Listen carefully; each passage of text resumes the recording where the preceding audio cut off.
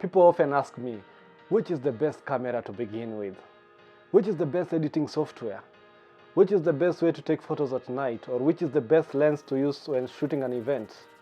All these are very important questions.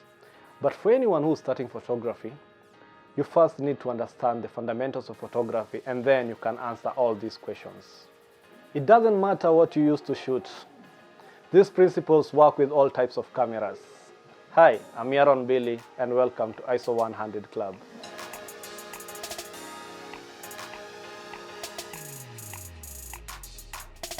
So, before we get into these 6 fundamentals, the first thing we need to actually define is what is photography. So photography actually comes from 2 Greek words, photos and graphy, where photo means light and graphy means drawing or writing. So put together, these 2 words become drawing with light. So photography is quite simply the process of capturing light with a camera to create an image. As you can see in these 2 images, the areas that we don't have light, we can't actually see anything. But the areas with light, you can actually see our subjects. And when used creatively, you can create a 3D effect on your images, as seen in the 2 images over here. So now that you have talked about light, that introduces us to our first fundamental, which is light. Because without light, our cameras cannot see. And it can be demonstrated right now. Lights out, lights on, you can see. Without light, the camera can't see. So that's the first fundamental. So light has different characteristics. The first one is exposure. This is basically how bright or how dark a scene is and how it affects our image. The second characteristic is quality. So we have hard light and soft light. So soft light is like what we experience when we have a cloudy day, and basically we have like an even source of light. Then hard light is like what we experience during the midday of a blue sky, when the sun is so hot and it makes our eyes to squint. So you always like this. Light also has color, as demonstrated in this image, and it also has direction. As you can see from the lights here, we can tell like the blue lights are moving to one different direction, while the other lights are moving to a different direction on this stage as the artist is performing.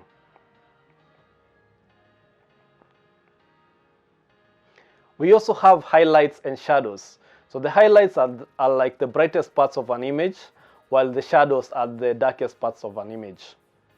Then now this takes us to another part, which is what we call the contrast. So the contrast is basically the difference between the shadows and the highlights, or the difference between the brightest parts of an image and the darkest parts of an image. Being able to see light as a photographer can help you to prepare yourself for a shoot, and also to know the right settings to use and the different types of artificial lights you can use. So now let's go to fundamental number 2. So now that we have the light, the second thing that we need is our subject. So the subject is basically who or what you are shooting. So whenever you're preparing for a photo shoot, you need to ask yourself, what am I shooting, or who am I shooting? So let's pick an example of this image. So this image that we have here is an image of food. So while I was going to take a photo of this food, I knew already that my subject is going to be food. So in my mind, I had to ask myself, which lens will I require? Which type of lighting do I need? And also, which camera would do it best for me? The subject could be a person, maybe a person who's still, maybe you're doing a commercial shoot like this one over here, where the subject is not moving. Or the subject could be something or someone that is in motion, like these 2 people here who are playing football. As you can see, they're all moving so fast, and I had to freeze the motion in order to just capture that moment. The subject could also maybe be a landscape. Maybe it's an image of a mountain like this one that you have over here. And so you need to shoot a very wide area. So in your mind, you need to ask yourself, do you have a lens that's going to capture all that area? And also, which are the best settings to shoot a landscape, the best time of the day? Those are different questions that you can ask yourself. Maybe you're shooting a night event and it's very dark. So you need to also ask yourselves, what will you need in order to do such a shoot? This basically tells you that the subject is very important. Maybe you're doing macro photography where you're shooting small insects. which means you need a lens that can be able to magnify the insects in order for them to fit in your frame. Different settings, different scenes, different subjects, all those matter, and they help you as a photographer. Once you understand them, it makes you better prepared to go and do your shoot. So our third fundamental is the lens. So think of the camera lens as the eye. Other people will call it the optics. Some people will call it the glass, because most of them are made of glass. So a lens is what tells the camera what to focus on and what it should show in the frame of the camera or the frame of the recording medium that we have. So the lens is so important, and we have different types of lenses. So we have lenses for different types of photography, different types of scenes. So let's say you're a wildlife photographer.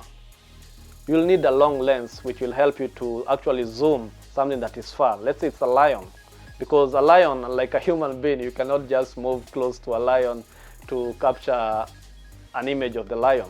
Let's pick another example. Let's say you are a landscape photographer and you want to shoot a mountain, like this image that we have over here. You'll need a wide lens that will be able to cover a wide area, and it will allow you to have everything in focus.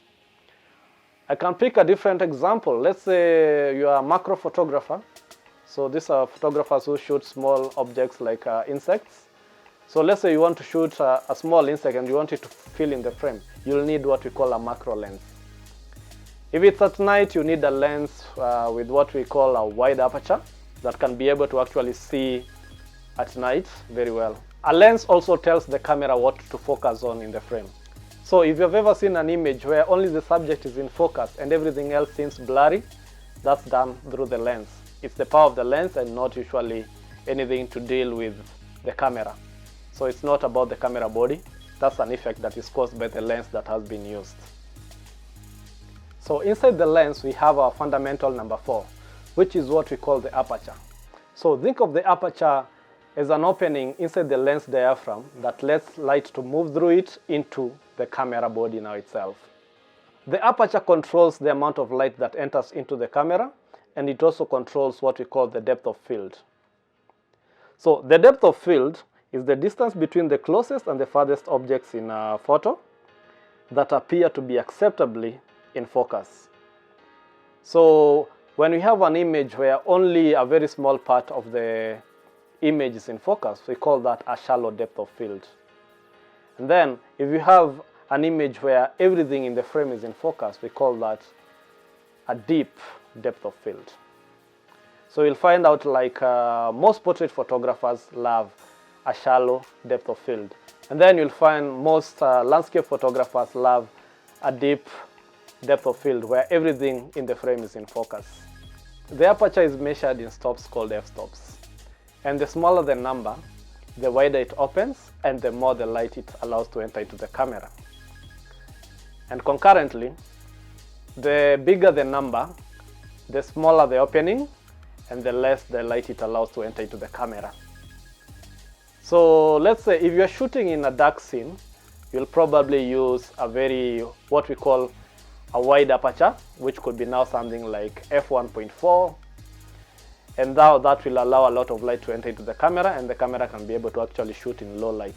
If you are in a very bright scene, maybe it's you are shooting landscape during the day, you'll probably require a small aperture, which now will be a bigger number.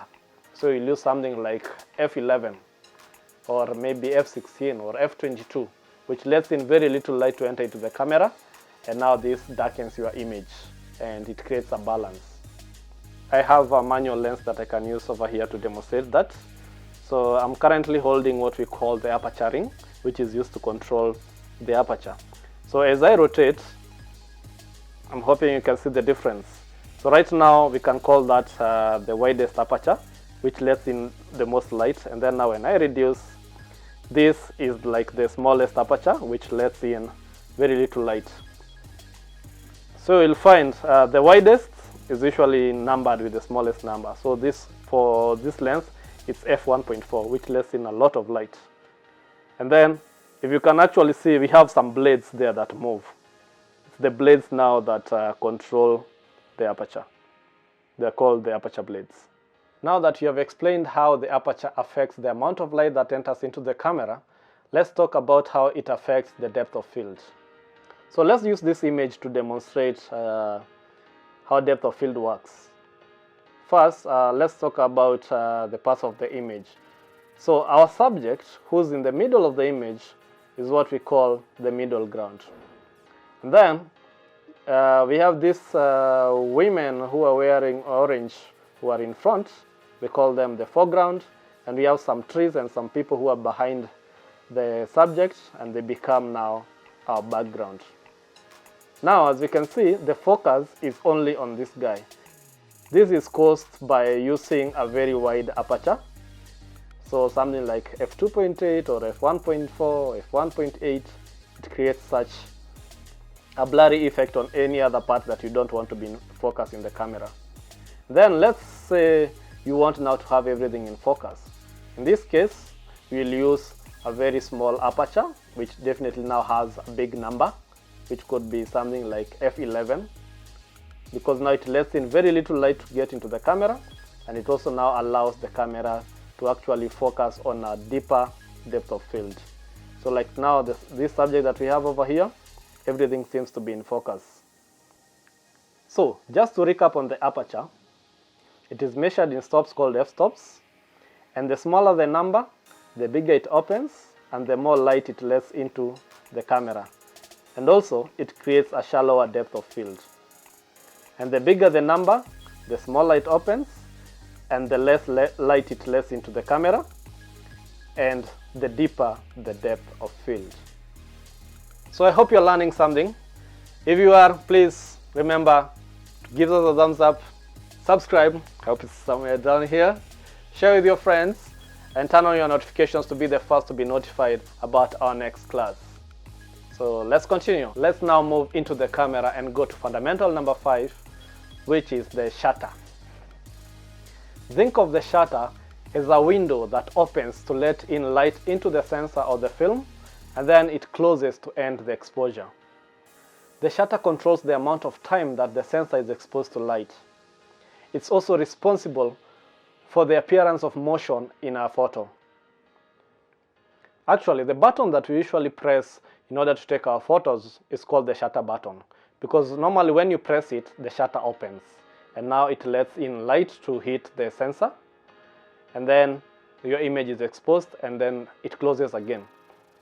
So I'm going to use 2 books that I have here to demonstrate basically how a shutter works. So the shutter usually has 2 doors, which are basically called the front curtain and the rear curtain. So let me use the lower book as the front curtain. So whenever you press the shutter to take a photo, the front curtain opens and it lets in light to hit the sensor. Then immediately the other door closes and it ends the exposure.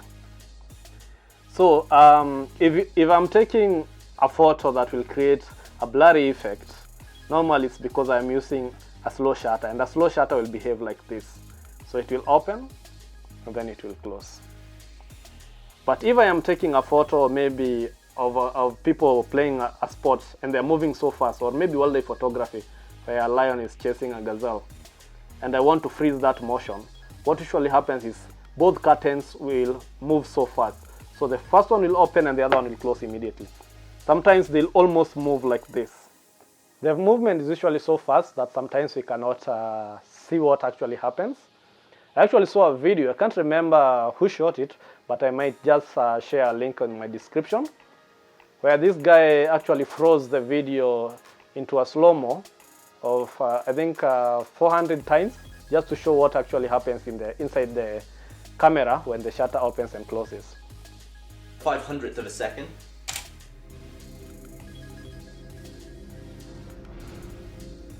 1,000th of a second.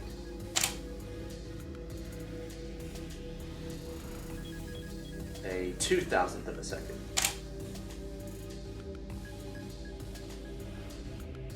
4,000th of a second.